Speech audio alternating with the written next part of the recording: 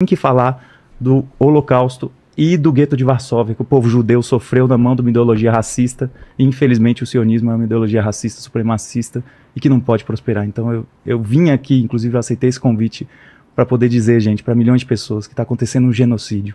E podem bloquear todas as minhas redes que eu vou seguir falando, porque o que importa as redes perto da vida de uma única pessoa, seja palestina, seja israelense, seja moradora da China, seja moradora do Timor-Leste, seja brasileira. Então, acredito que era essa mensagem principal que eu gostaria de deixar. André, é contigo.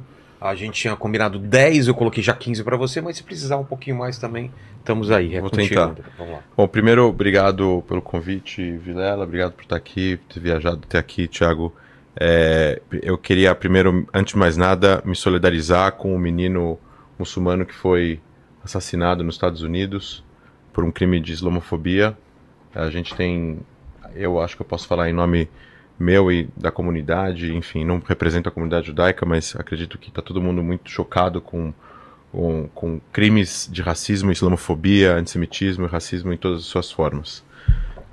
Esqueci seu nome. Raita. Raita me deu vários livros da Mesquita SBM. Eu queria dizer que você me emocionou muito. E você tem aqui um irmão, não só um primo, tá? Isso vale também para você, apesar de a gente discordar. Mas eu vejo bastante humanidade em você, eu respeito bastante isso, e eu vejo eu vejo boas intenções em você. Meu instinto mostra isso. Meu instinto não mostra que você está ludibriando as pessoas por algum outro motivo, e apesar de existirem diferenças, divisões e narrativas e conhecimentos, etc e tal, e vivências, eu queria dizer que eu me solidarizo também com as vítimas civis que estão acontecendo agora na faixa de Gaza, me solidarizo com as vítimas que aconteceram agora no hospital, independentemente se foi um erro israelense, se foi um foguete do Hamas ou da Jihad Islâmica, não se sabe ainda, vai se descobrir depois, da mesma forma que vai se descobrir depois os erros da inteligência israelense por ter deixado acontecer o 7 de outubro. Eu vou começar dizendo que você falou de solidariedade você começou sua fala falando sobre solidariedade às vítimas no hospital. No final da sua fala você falou sobre os civis israelenses que morreram. Eu acho que você poderia ter falado no início junto com os civis que morreram em Gaza. Morreram 1.400 civis israelenses, na sua gigantesca maioria civis, famílias. A maioria dessas famílias são de esquerda, são liberais, são socialistas, moram em kibbutz, que são comunidades comunistas que foram criadas em Israel lá atrás, 60 anos antes da fundação de Israel.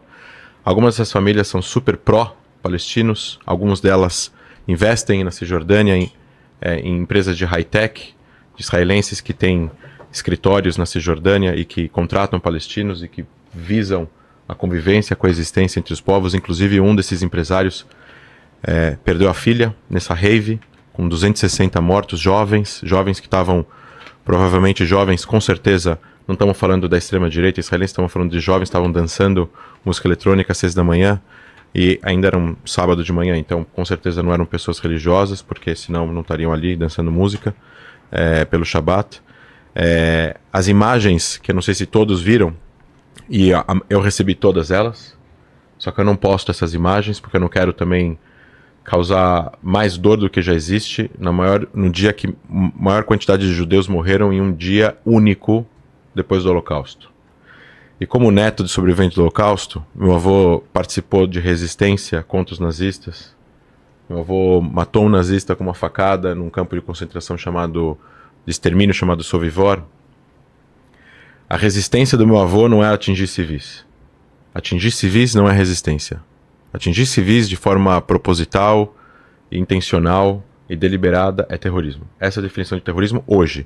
A definição de terrorismo na década de 40 era o que os ingleses falavam que era terrorismo, e eles falavam o que era terrorismo de acordo com as suas necessidades e o que era conveniente para eles. Então, obviamente que o Irgun, o Lehi, o Haganah e todas as milícias paramilitares israelenses ou judaicas que existiam no pré-Estado eram consideradas pelos ingleses como grupos terroristas, mas eles não miravam em civis. Teve gente que matou civil, teve, com certeza, mas a visão... As grandes organizações visavam combater os ingleses como força militar, tanto que o Hotel King David era o QG do exército britânico, não era um lugar de civis. Morreram civis, mas o alvo não eram civis. O que o Hamas fez no dia 7 de outubro é a mesma coisa que o Estado Islâmico faz, é a mesma coisa que a Al-Qaeda fez em 11 de setembro, é a mesma coisa que o Boko Haram faz na Nigéria, é a mesma coisa que o Jabhat al-Nusra fez na Síria, e as principais vítimas desses grupos são muçulmanos em primeiro lugar, antes de mais nada. Mataram-se milhares, centenas de milhares de pessoas no Afeganistão, no Iraque, na Síria, no Líbano, em Gaza. O Hamas não mata só israelenses, ele mata também palestinos. Eles se perseguem em facções rivais. Eu queria, antes de mais nada, falar sobre alguns fatos históricos, porque eu acho que assim, eu acho que você colocou muita coisa, e eu concordo com a tua visão, com a tua forma de colocar as coisas, e a forma como você trouxe esses dados, e a forma como você trouxe a conclusão dos dados, e como você foi colocando os anos e as coisas que foram acontecendo. Só que, e eu vou te falar isso humildemente, isso é só uma conversa amigável e, obviamente, não violenta nessa mesa. Só que falta muitos dados para juntar e montar um Tetris aqui. E o fato de você não saber ou não ter trazido esses dados faz com que, se um leigo escuta o que você está falando, com certeza absoluta, se essa é a verdade, então Israel é o pior estado da face da Terra, ele não deve existir. Mas será que não está faltando nenhum dado, Thiago? Será que realmente é exatamente assim que aconteceu? Então, assim, primeiro, o sionismo não foi criado em 1897. Não.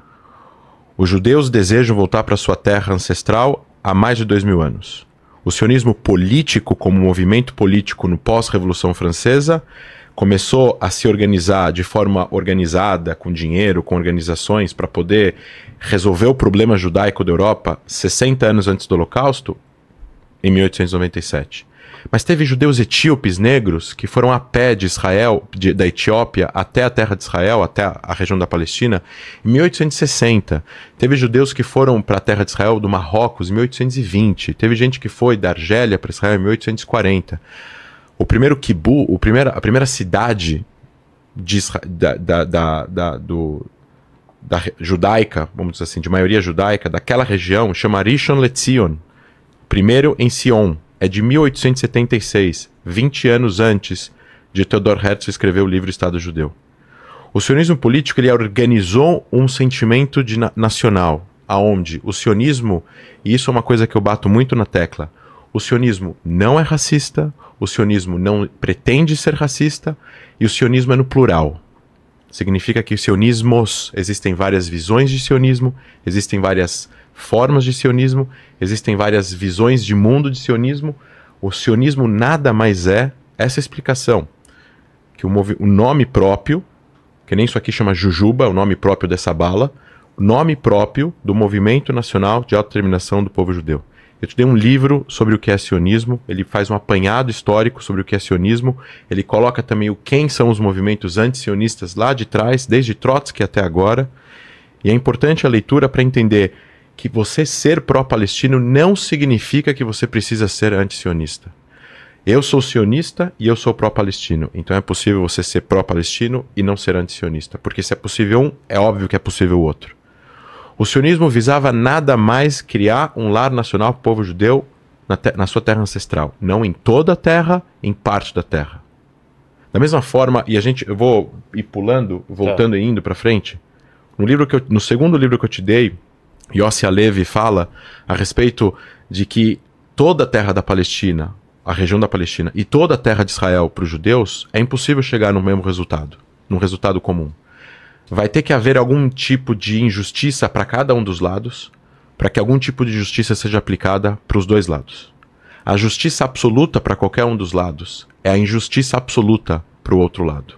E a única forma de chegar a uma solução, hoje em dia, em 2023, sendo pragmático, é que cada lado assuma algum nível de injustiça para si, os israelenses e palestinos, para que algum nível de justiça se dê para o outro lado.